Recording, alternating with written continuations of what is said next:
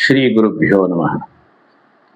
ನಿತ್ಯ ದೇವರನ್ನ ಸ್ಮರಿಸ್ತಕ್ಕಂತಹ ರೀತಿ ಯಾವ ರೀತಿಯಲ್ಲಿ ಇರಬೇಕು?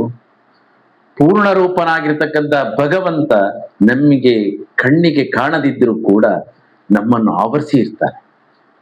ಅವನು ನಮ್ಮನ್ನು ಯಾವಾಗಲೂ ಬಿಟ್ಟು ಹೋಗುವುದಿಲ್ಲ. ಆದರೆ ನಾವು ನಮ್ಮ ಮನಸ್ಸಿನಿಂದಾಗಿ ಬುದ್ಧಿಯಿಂದಾಗಿ ಅವನನ್ನು ಸ್ವಲ್ಪ ದೂರ ಮಾಡ್ತೀವಿ. ಒಟ್ಟಿಗಿರ್ಬೇಕು. ಅದಕ್ಕೋಸ್ಕರ ಉಪನಿಷತ್ತು ಹೇಳ್ತಾ ಉಂಟು, ಪೂರ್ಣಮದ ಪೂರ್ಣಮಿದಂ ಪೂರ್ಣಾತ್ ಪೂರ್ಣಮುದಚ್ಯತೆ ಪೂರ್ಣಸ್ಯ ಪೂರ್ಣಮಾದಾಯ ಪೂರ್ಣಮೇವಾವಶಿಷ್ಯತೆ. ಓಂ ಶಾಂತಿ ಶಾಂತಿ ಶಾಂತಿ.